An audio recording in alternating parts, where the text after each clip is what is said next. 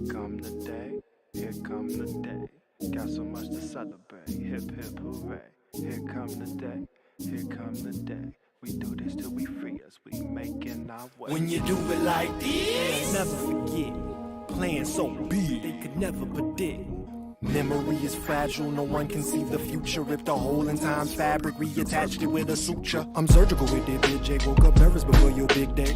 Never put out a mixtape, but they heard every word I did say. How do you measure impact? Are your relationships still intact? Essential with the syntax, and they love me like I'm Sinbad. I'm a serious comedian, delirious, expedient. Quick to the draw, and conscientious disobedience. The spoils of wars, out with the taste of our sweet attempt. The blacker the berry, like you hit me on the BBM. Making noise like EDM. What the hell they feeding them? That boy getting big, but now grown to medium. Talk to dead people like Haley Joel, you seeing them? 2 million locked away, here come the day for freeing them. Here come the day, here come the day.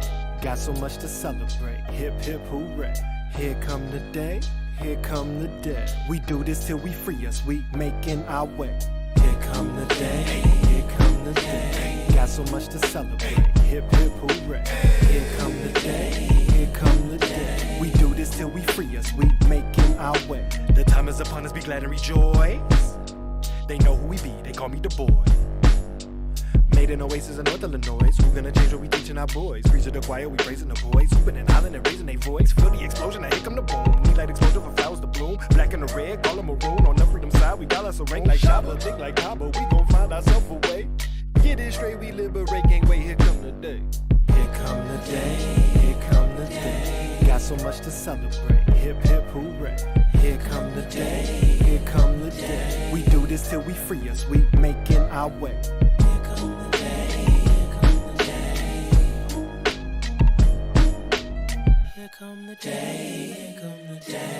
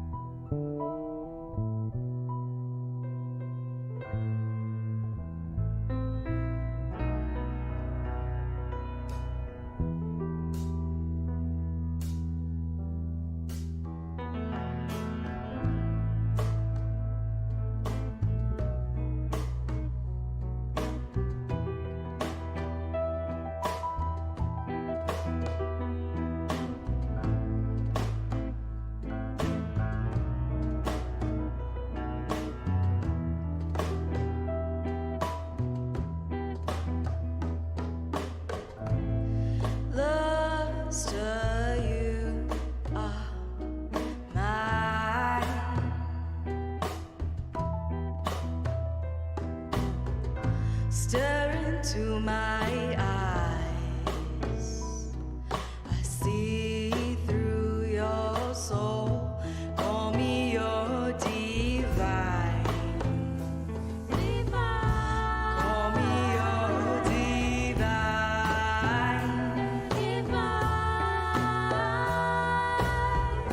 You open this, don't you? Don't you?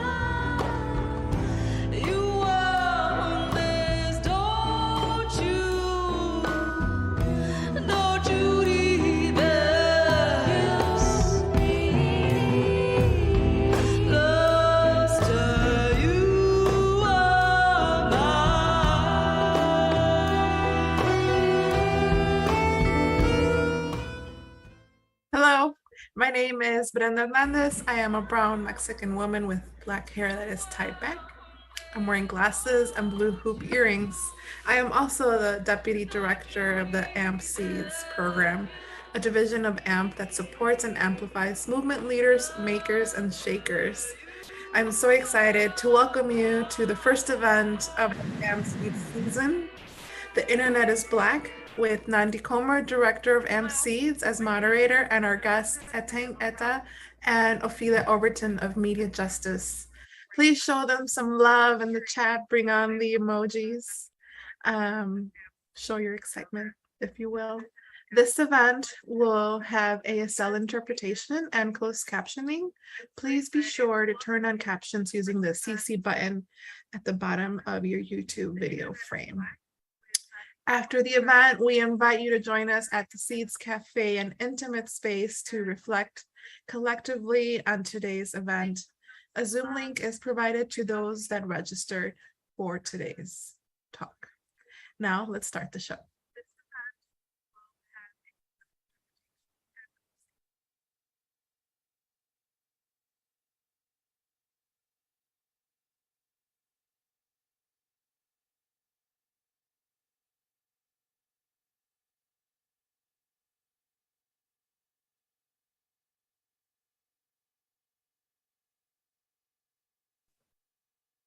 Hello, my name is Nandi. I am the AMP Seeds Program Director.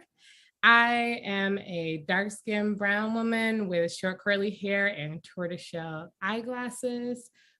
Today I'm wearing a denim stonewashed shirt. And I'm really happy to welcome you two, Eteng and Ophelia. If you wouldn't mind introducing yourselves. Yeah, absolutely. My name is Eteng Ettah. I am a dark-skinned Black woman who's wearing red lipstick, pink glasses, and a green shirt. Very excited to be here tonight. Hi, everyone. My name is Ophelia Overton, and I'm a mixed woman with curly hair and pink lipstick, wearing a green knitted polo, and I am a digital organizer at MediaJustice. And that is what we are here to talk about today, along with talking about Black people on the internet and the amazing things that they do and how they define basically culture around the world when we get on the internet, right? So, but first, I really didn't want to overstep this wonderful organization you all are representing today, MediaJustice. I would love it if you all could tell us a little bit about the organization and some of the things that you do. Yes, absolutely. And I realize I forgot my title. So narrative director at MediaJustice. So at MediaJustice, we are a national nonprofit that's building a grassroots movement for a more just and participatory media. So our mandate very much is that we're seeking to build a world where everyone is connected, represented, and free. And so we do this in a variety of different strategies. So we have our advocacy and campaign work, which joins folks at the grassroots level to build power around media and tech issues, such as big tech accountability, criminalization and policing, the digital divide, misinformation, disinformation, and other topics that in particular impact marginalized communities. In addition to our campaign work, so Ophelia and I are members of the communications team. So our work is all about shifting the narrative around how people of color, other marginalized communities are intersecting with this media and tech landscape and finding ways to introduce our issues in a way that are very accessible and energize folks to want to join in on those campaigns. And then finally, we also are the host of what's called the MediaJustice Network, which is a network of over 70 social justice, arts, and media groups who all come together, who understand that there is an intersection between media and any justice topic you can think of, whether it's groups that are working on climate change, reproductive justice, a really great, rich site for connection, for organizing.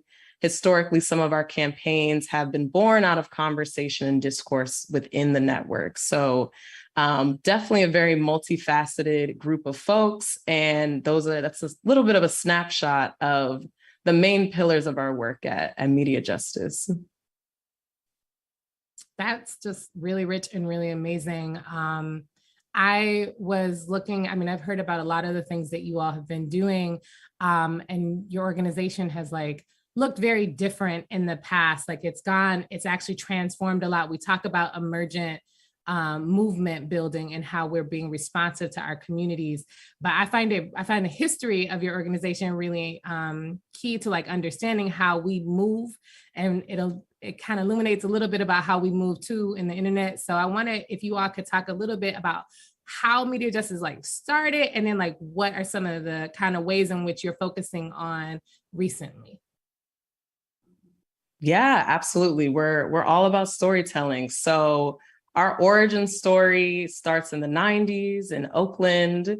So we were founded originally as Youth Media Council. So that's the first initial configuration of what we know as MediaJustice today. And so that was founded by Malkia Cyril Divich, Amy Sunny, and Jen Soriano. And so the Youth Media Council started out because Black and Brown youth in Oakland were recognizing the ways that they were being portrayed in the media and how that impacted the ways that they would move around the world. And so having an understanding of how, if we constantly are fed media stories that are anti-Black, that are racist, then when Black and Brown youth are showing up in their classrooms, what are their teachers thinking about them? When they, unfortunately have interactions with the police, how does that impact what those outcomes look like? And so as a result of youth coming together and being like, we want to push back on this, Youth Media Council was born. So this group of folks did everything from organizing to strategic communication work to independent media creation, just to shift public narrative around what it actually is like to be a young person in Oakland, and just the harmful ways that media stereotypes can impact their lived experiences. And so after that iteration, when we transitioned into the Center for MediaJustice, that was a concerted decision to take a step back and think about what are the more systemic issues in our media system. So of course, it is still very important to call out anti-Black reporting and hold reporters accountable. But how do we deepen our understanding of how those decisions are made? And so knowing that the racist headline you might see in the New York Times is a symptom of a media system that is rooted in white supremacy and capitalism and is for profit, not for actually telling authentic stories and sharing what's going on. So as a result of that deliberate decision to take a step back and organize around systemic issues to get to the root of these issues we're seeing, that's how today we have campaigns against everything from big tech accountability to internet rights and the digital divide, to disinformation and misinformation, to surveillance. And one of the favorite things about MediaJustice is that there's this understanding that media and tech, that landscape is ever evolving. So even though the issues have changed, the platforms may have changed, the mandate still remains the same, that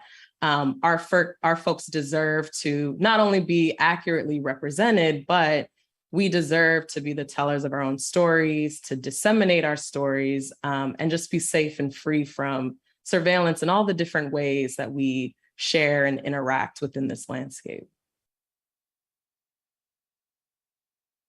I love that. I love that that there is, in the sense, like just understanding that we have ownership and we've always been storytellers, and but people are always trying to tell other stories for us, which brings me to what we are here to talk about today, which is That's So Black. I just really loved this series that you all produced back in February, or released back in February. It really captures some specific moments in Black history, which if people don't know, is just like global history, right? It's everybody's history. but I don't think enough people are reflecting on how much it is rooted in the Black community, and then how Black people have defined themselves. Can you talk about a little bit about That's So Black? Why, how did this come up, and why was it so important to bring it out to the community? Yeah, and it's just like you were saying, it is global history. And so we did want to kind of bring light to not only the labor, but also the creativity that Black people have contributed to mainstream culture. And the idea came about, we were just thinking about, Black History Month, and could we do something differently? And, no shade to blog posts with black and white photos. We love them. They're useful, but we're like, could we do something different or kind of just out of the box this year? And so through that conversation, we kind of brainstormed. So what is MediaJustice's role?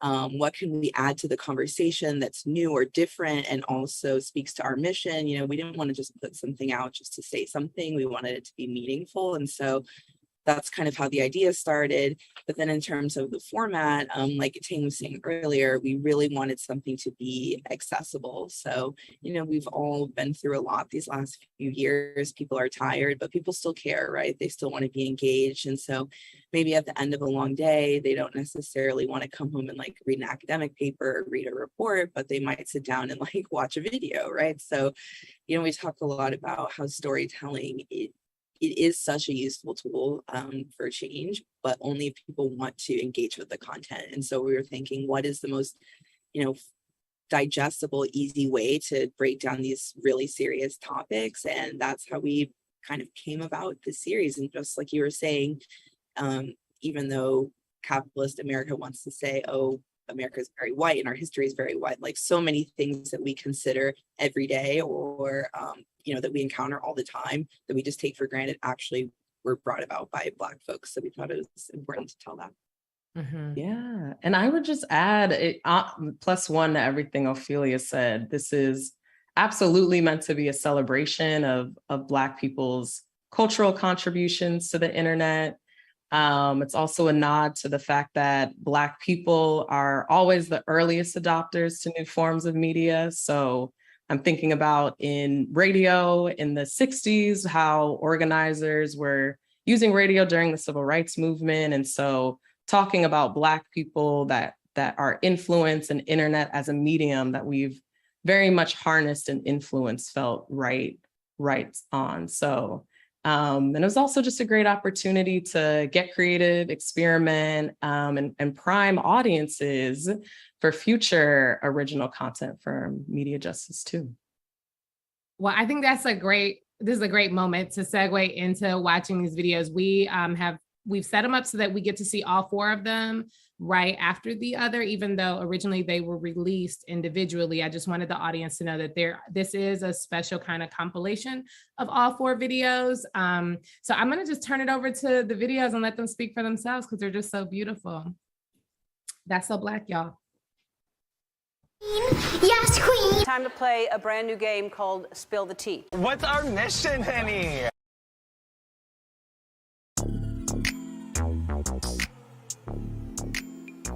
Hey y'all, it's Eteng from MediaJustice, and this is volume 1 of That's So Black, happening all Black History Month. Today I'll be talking about how mainstream media has profited off popular phrases and slang with roots in Black, queer, and trans ballroom culture.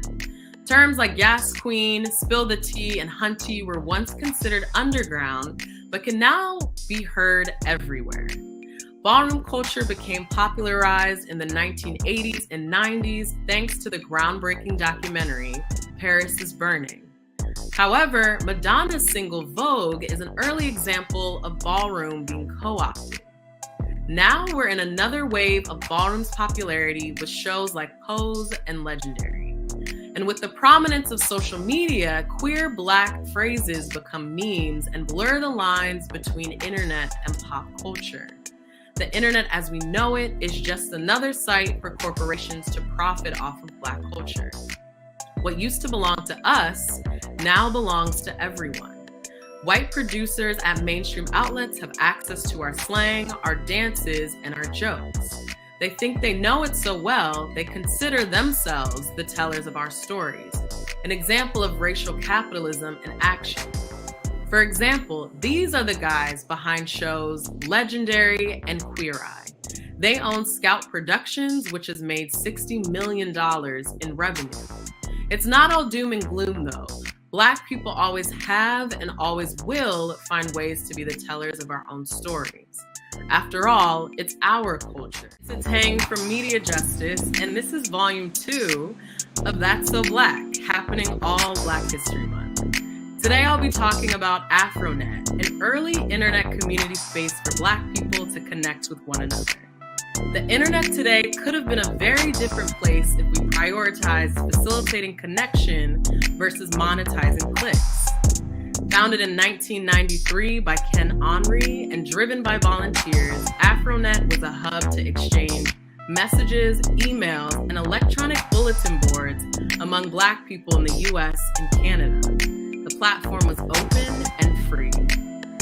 While many innovators in the early 90s were hyper-focused on how to commercialize the internet, AfroNet's engineering team prioritized connecting Black people. Black spaces on the internet became stunted in the late 90s, early 2000s due to the rise and dominance of big tech platforms and commercial advertising playing an increasingly large role online. As a result, Black digital spaces didn't receive the level of economic investment needed to sustain themselves, as opposed to the hundreds of thousands of dollars Google got in its early days, for example. Since the internet's inception, Black people have always used the internet as an avenue to find our people. To learn more about how communities are fighting big tech today and continuing to create our own digital spaces, be sure to tap into our campaign and network programming. And remember, everything you know and love about internet culture came from Black people. Hey y'all, it's Eteng from MediaJustice, and this is volume 3 of That's So Black, happening all Black History Month. Today I'll be talking about Me Too and how Black women have always used media and the internet to help keep each other safe from patriarchal violence. Since Black women were first brought to this country and subjected to control by white men, our bodies have not always been our own. This country's laws were designed to offer us no protection, so we've needed to seek community, safety, and justice through other means. Many Black women turned to media and pioneered a rich history of using storytelling to affirm our experiences and expose the unique harms we've endured due to racial capitalism. Here are 4 times Black women used media, the internet, and cultural organizing to demand safety from harm and mistreatment. The most well-known contemporary example of this is Me Too, which didn't garner mainstream media attention until a few rich white women tweeted about it in 2017.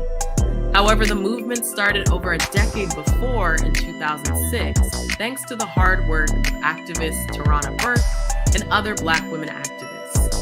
The power of these 2 words demonstrated the sheer prevalence of women and genderqueer people experiencing sexual violence. The cultural organizing strategies that made the Me Too movement so successful can be traced all the way back to slavery. In 1861, Harriet Jacobs published her autobiography, Incidents in the Life of a Slave Girl, which exposed not only the evils of slavery, but the way sexual violence was used specifically to exert dominance over Black people. This book challenged the Jezebel stereotype that Black women were naturally promiscuous and couldn't be raped. In fact, it was not legally possible for enslaved women to file rape charges against a white man in the South before 1861. However, Jacobs' account became the most widely read female slave narrative, and the recognition of sexual violence enslaved women endured soon became a standard part of the argument against slavery. Black women now had somewhat of a foundation on which to demand justice as history marched towards the Civil Rights era. While most may know Rosa Parks for her participation in the Montgomery bus boycott, she played an important role in Black women's fight for safety and respect nearly a decade before. In 1944, Reese Taylor was attacked on her way home from church. Not looking to get justice from the police, the community, including Rosa Parks, and the NAACP took up the case. Parks created the Committee for Equal Justice, flooding the community with flyers to demand justice for Taylor. Their canvassing efforts resulted in widespread press coverage, and the now famous Chicago Defender headline, "Victim of White Alabama Rapists," ran above this photo of Taylor. We would see a similar strategy about 50 years later, although this time in the era of broadcast television. In 1991, attorney Anita Hill testified that Supreme Court nominee Clarence Thomas had sexually harassed her. Unlike anything we had seen before, Hill presented her testimony in a televised live hearing that reached millions of people in their homes. The pain in her face and the indifference in the senators were on full display for all to see, sparking a fierce national debate over sexual and patriarchal violence that continues today. Throughout history, Black women have never waited to be given protection, a platform, or justice. We fought to keep each other safe from violence by using media to share community resources and strategies, because we know true safety comes from community and not from police and prisons. Since we know history books aren't giving these women their flowers, join us in celebrating these media pioneers during Black History Month and every month. And remember, everything you know and love about the internet came from Black people. This is volume 4 of That's So Black. Today I'll be talking about influencers and how they only exist because of Black culture. In the early 2000s, Ashley Weatherspoon tweeted #YouKnowYou'reBlack and within 2 hours, the hashtag went viral. This would be the start of what we know now as Black Twitter. In 2009, Twitter broke the news of Michael Jackson's death a full hour before ABC News reported on it, giving the platform unprecedented clout. From Zola's Twitter thread to Popeye's chicken sandwich, corporations recognized Black social influence and profited from viral content. This practice isn't limited to Twitter. In 2014, Kim Kardashian appeared on the cover of Paper magazine. Whether intentional or not, this was a reference to Saartjie Baartman, who came to be known as a symbol of colonization. Less than a year later, Kim became the most followed person on Instagram with 44 million followers. Kim and her family, whose collective net worth is $2 billion, have profited off their appropriation of Blackness, earning up to $500,000 per sponsored social media post. Kim walked so today's TikTok stars could run. According to Forbes, the top 5 highest earners on TikTok collectively brought in over $55 million last year. No Black creators made the list, despite Kabula May having the second highest follower count on the platform, and the fact that most viral challenges are created by us. For example, Addison Rae's routine to Megan Cardi B's WAP was viewed over 300 million times, the 9th most viral video on the platform of all time. Her content led to earning $8 million, film deals with Netflix, and brand partnerships. No matter the platform, influencers have taken their clout from Black people. And remember, everything you know and love about internet culture came from Black people.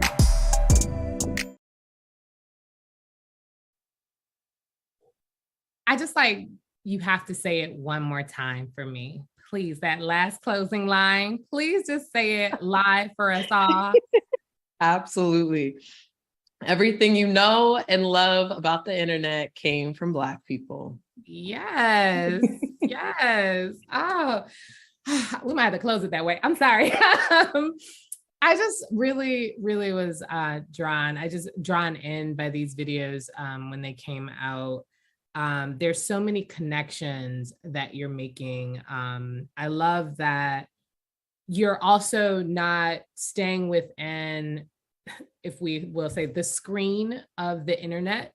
You're making the connections and saying in the same way that your organization has, in the same way that we've been talking about today, and how Black folk have always accessed media and we've always accessed, broadcast media. We've always accessed newspapers. Yet there's this kind of thing about tech. There's like a stereotype about tech and Black folk and the way that we engage in these spaces. And so I actually wanted to get into that a little bit about the kind of moves that we've been making on the internet that are disrupting stereotypes and disrupting the kind of ideas that people have, while also facing a lot of this like digital divide. I want you to ask you all about how is it working within that space where like this forgetting tends to happen? How is this forgetting happening? Who's doing this? And how can we as a community kind of work towards honoring and giving our people credit?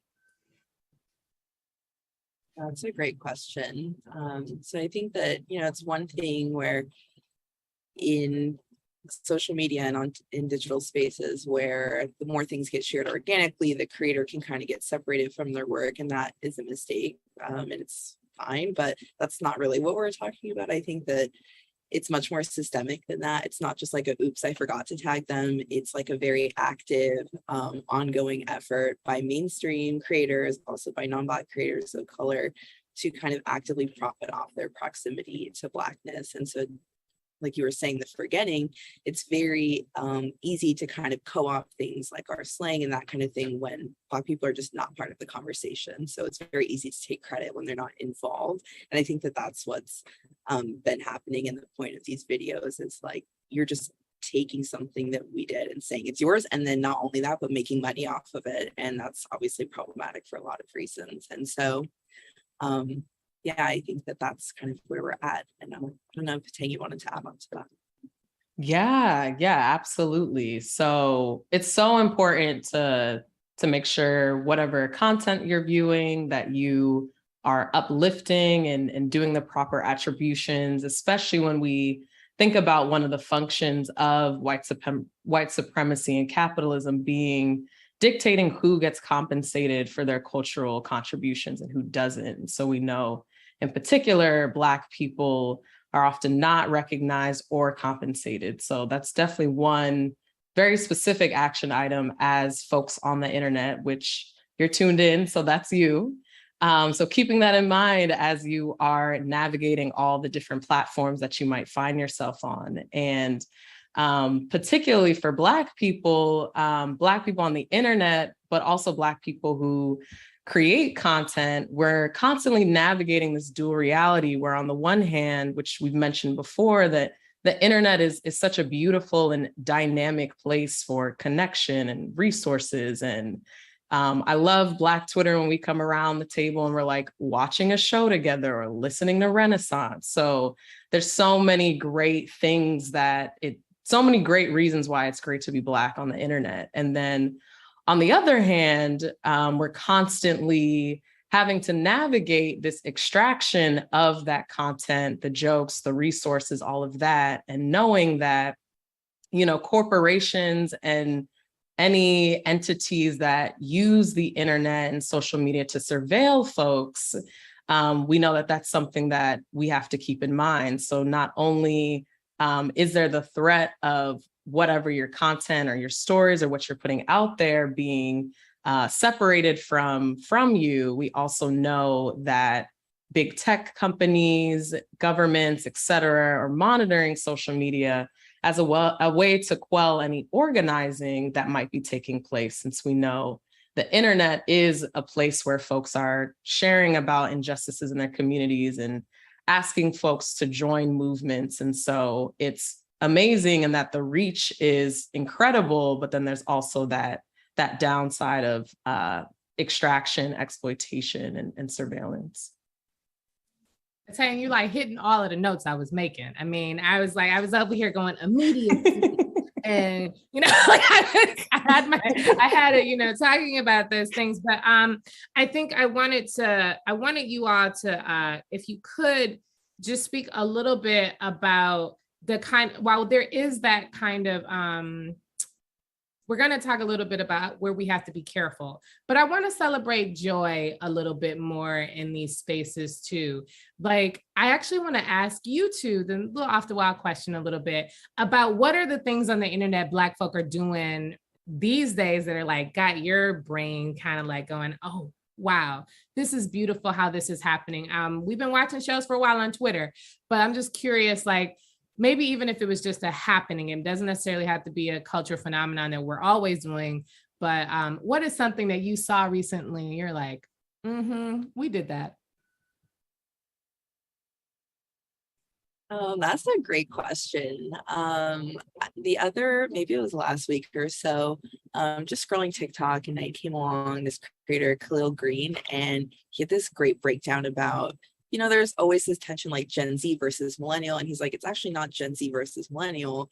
It's like generational versus white people. So basically Gen Z sounds more Black, and that's why they're constantly criticizing millennials for sounding white. And it's like, no, it's really just, his breakdown was great because it was mostly about how close or far are you from people of color. And it's more about that and how much proximity you're claiming versus like how old you actually are, what generational cohort you belong to. So when I saw that, I was like, that's different, and I love that. So yeah, give him a follow on TikTok, Khalil Green. Just really great content also on like politics and history and stuff too. Mm-hmm. Yeah, I also love TikTok, always on there. The first thing that came to mind when I heard the question was the Cuff It challenge that's happening. So me personally, I've only been listening to Renaissance, which is Beyonce's new album, since it came out. So Cuff It, I want to say, is track number 4, and there are tons of different viral dances to it. Of course, started by Black people. And so in addition to those videos where folks are doing the challenge, there have also been like sub videos where Black people are like, all right, y'all, you need to move your hips. We're seeing a lot of you struggling to do this. So some tutorials about, hip movement and, how to actually nail the dance. So that'll be my answer. I'm going to share one that like has gotten me, like, I just send her videos to everyone because I love how like while we are being very comical, we are also being subversive in a lot of our ways. So there is a woman who creates a content creator who creates one under Clarabelle Hooks, and she upturns stories where if European Americans were the cultural other. And so there are moments where there's a Black woman who is asking those kinds of microaggressions that we get all the time, but very much upturned.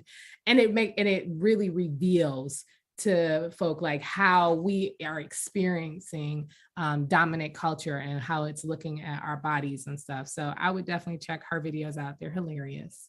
It sounds serious, but it's much more hilarious than it sounds. So I think that's one of the things that I also love about us on the internet is that it is very much the way that we are. I don't know if in my family, we might be talking about politics, we might be laughing, we might be crying, but we do it all together. And it feels like, and we find each other in those spaces in order to do that. And so we talked a little bit about the dangers of being on the internet with surveillance and with our movements, also the attacks that we have. Like we experience oftentimes, we have to really shore up our spaces so that people aren't entering and trying to cause harm.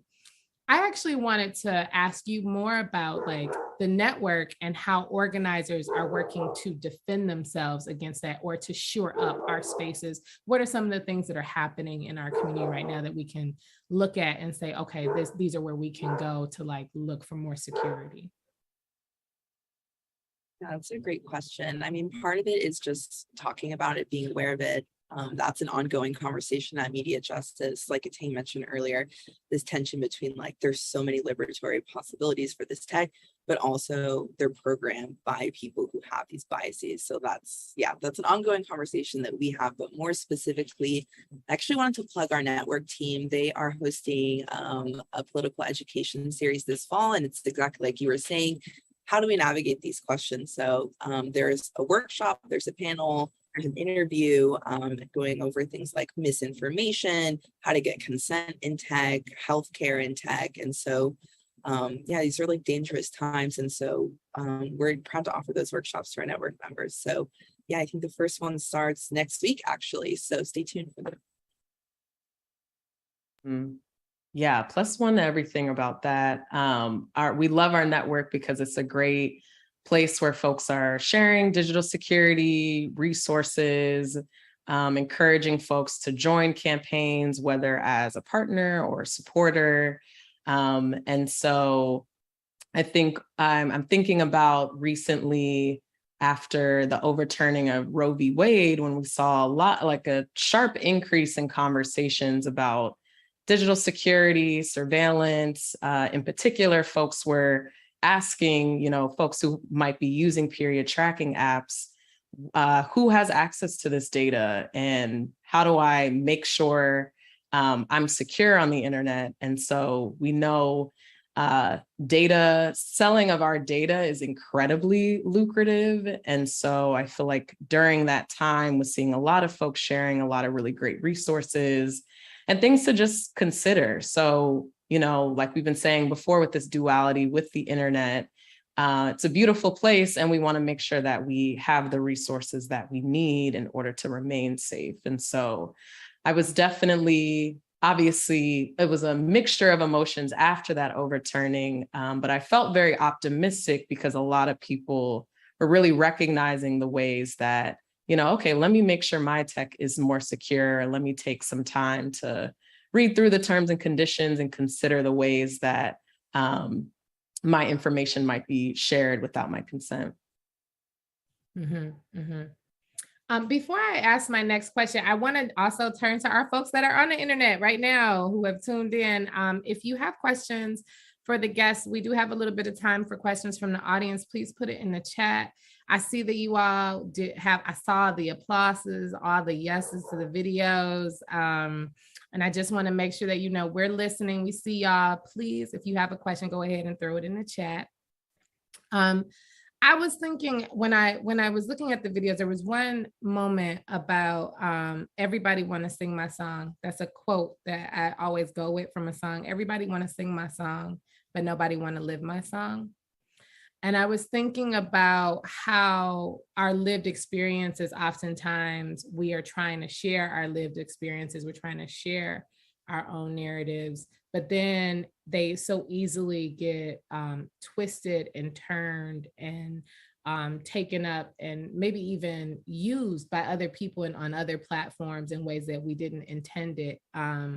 Or people are dressing like us and saying our exact words, like literally like mouthing our words on their videos. And I was curious about how you, what are some of the what might be some advice you might give to people who are like starting to enter into this world and thinking about their narratives and thinking about what best way they can like reach out to a network? What are some of the kind of advice you might give to people out right now as they are just starting out? Yeah, I can kick this off. Yeah, I would say it's really important to think about content ownership. And so when you do put your content out on a Twitter, a TikTok, a Facebook, and if something happens where, routinely like Instagram will go down and then people immediately see the ripple effects, especially if you're using Instagram in a way that's generating income, how very disruptive that can be. So thinking through, even though you'll use these platforms to disseminate your content, what does it look like if you have a newsletter or if you have your own website, somewhere that you're thinking about what is my digital archive and where can this live in the event something happens. And like we've been talking before, like the types of media shifts all the time, especially with the internet. There might be a new TikTok next month. And so thinking about your content in and of itself and the social media platform as a vehicle. But if you don't have that platform, what are the other ways you can ensure that your content won't get lost and you would still have access to it, even if the platform you're depending on might shut down or go offline for some reason. That's such a good point. It does happen like way too often for if that's your job, like why is it going down? But that's another conversation. So what I'll add is that honestly, find your people.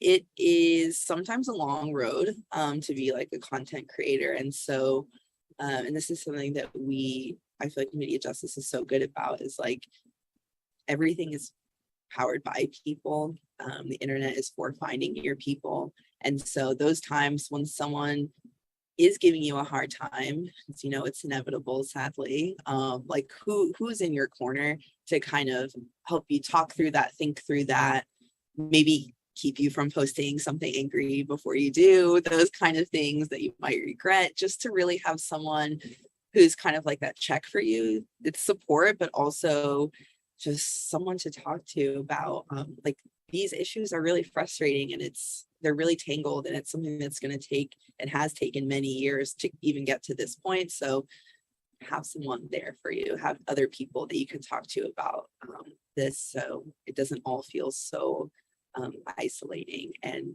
it can be fun at times too, it's not all doom and gloom, but yeah, definitely find your people.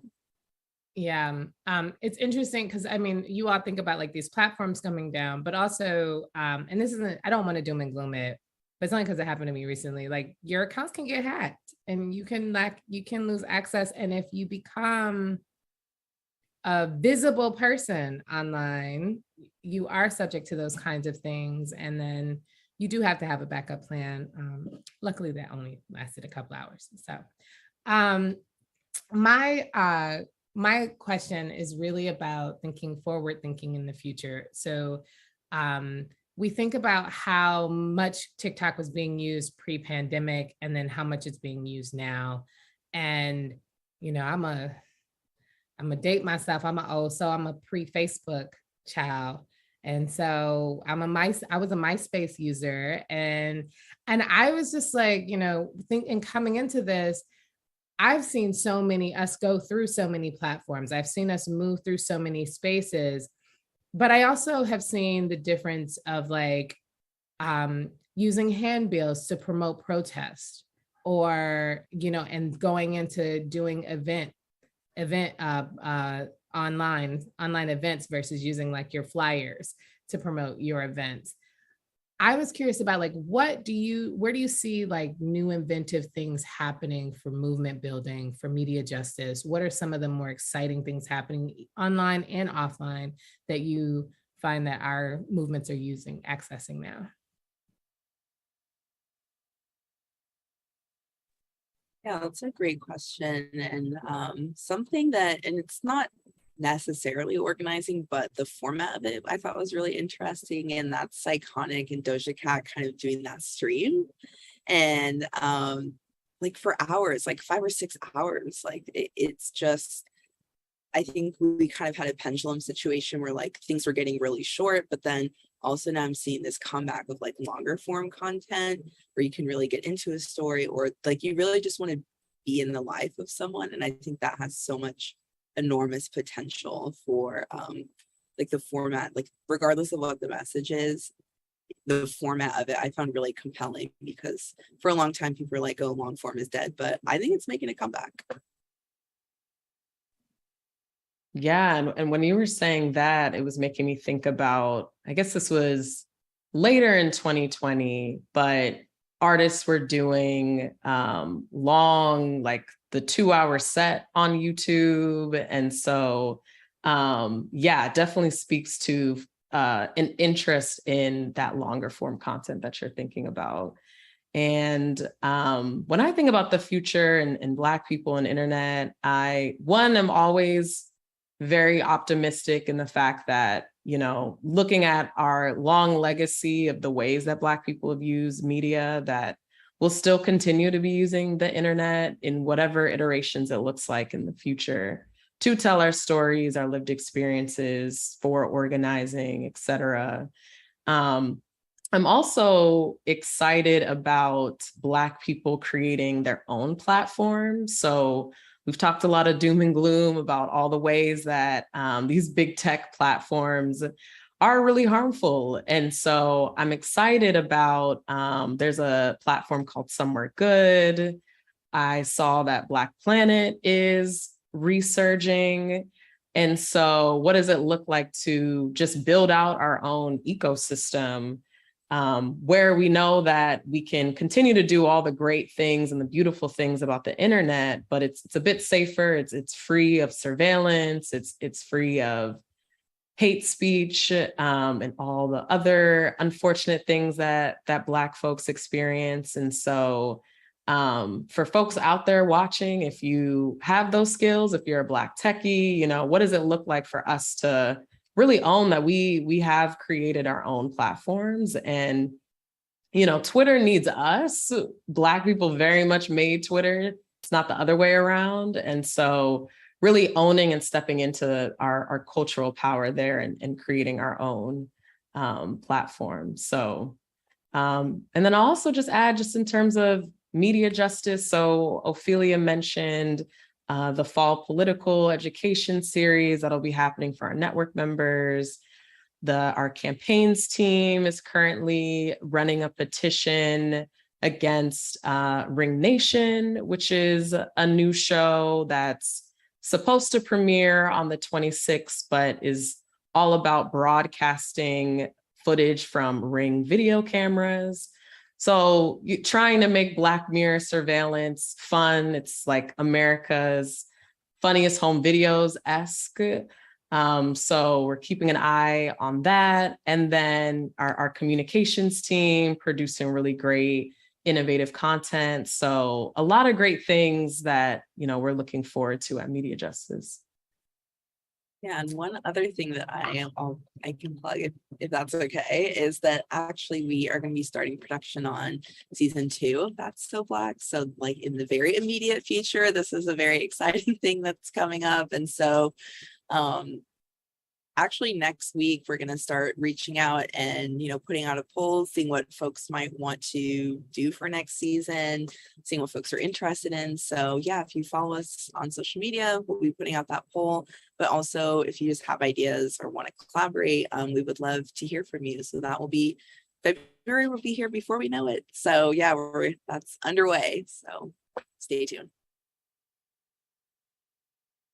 So I'm going to close it out with one question for you in thinking about the internet and how we are building this collective community, but also thinking a little bit about our nostalgia for the days of the past and thinking about how we can look forward to like the future. And like, I want to say like in 2053, in like a speculative fiction sort of world, what are Black people doing? What is the kind of space that how are we communicating?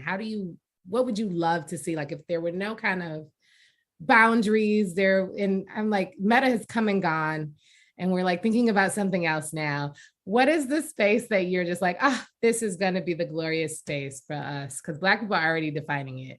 So what are we doing? Yeah, I love this note. Yeah, there are exciting things to look forward to, even though there's a lot of things that we need to deal with. But I would say in 20 years, I would say that there's going to be a lot more community media. Like people are really tired of these big internet service providers. They're challenging. Come talk to us about it if you want. But I think that more and more we're going to see community built networks. And like Eteng was saying, like we've always been there, we've always been using it, but now I think it's really reaching a tipping point where people really want, it's not enough just to be like, I have my own social media. Like, what about I have input into my internet, or electricity or like the things that actually power my life, aside from just social media, which is important, but like internet at large.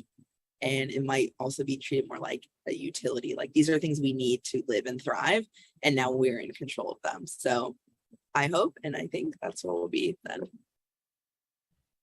Yeah, I love that. Definitely manifesting that future for us. Yeah, and I think there's definitely a ripple effect. Like the lower the barriers are for creating your own media, I see it creating traction and leading to what that vision that you're speaking to, Ophelia. And I'll add, I'm thinking a lot about immersion. So when you said meta, so not meta, because we know that's weird and yeah, down Facebook. But yeah, what does it look like to create immersive experiences that we are able to connect with one another, even if we're not physically in the same space? So what could it look like if, you know, I'm in DC, but I want to be immersed in Detroit Black culture? What are the ways that the internet or some sort of technology could facilitate that in a way that's meaningful, that's connective and rich? I love that. And you know, you're also always welcome to come to Detroit and hang out with the AMC, the AMP people and the AMC folk. We would love to have you. So with that, I am going to leave it for the evening. Thank you so much for this conversation. It was really lovely, really beautiful. I love seeing the videos. I want to invite the audience to go check out MediaJustice on their website, but also check out the videos, the other content that they've created on their own website. Their social media, their YouTube channel has tons of resources that folks can check out, and look up the events that they have coming up. They are really doing some amazing work. Thank you so much for this evening. Thank you for having us. Absolutely. Thank you. So glad to be kicking off the series. And I'll turn it back over to Brenda Hernandez.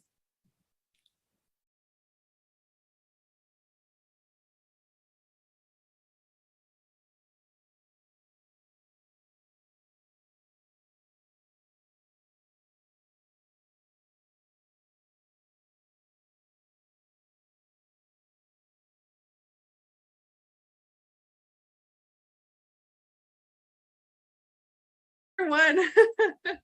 Thank you so much for joining us today.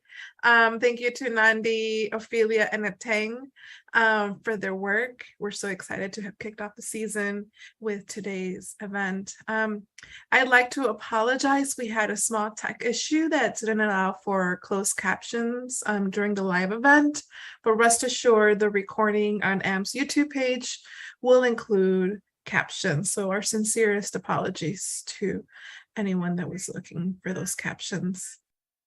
I'd like to give a very special shout out to our incredible ASL interpreters and the team supporting us behind today's event.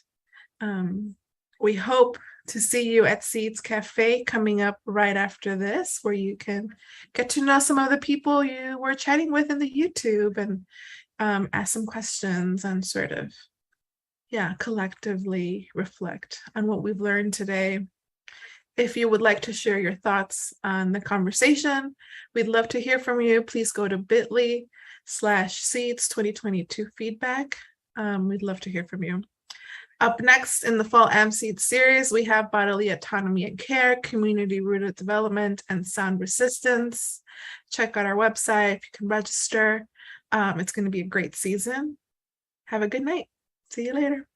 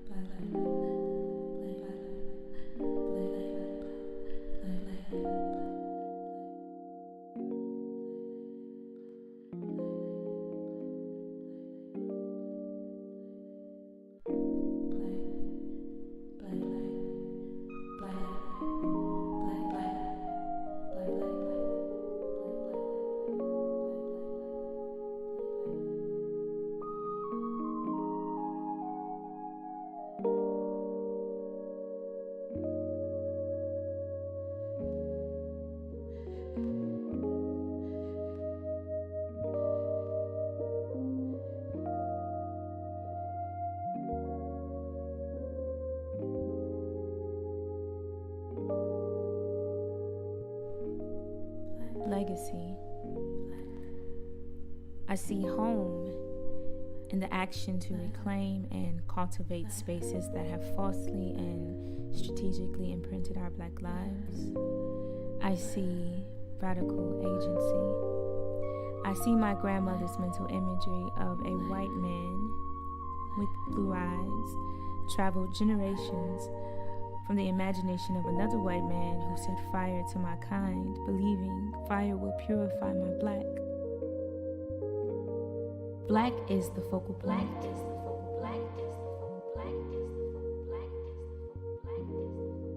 Black is the focal point. Black, of the very darkest color owing to the absence of or complete absorption of light, the opposite of white.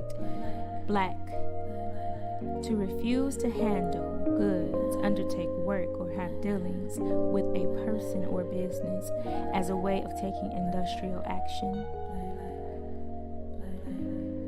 Black, the color of coal or of the sky on a very dark night. On a very dark night, I am flames to the atmosphere.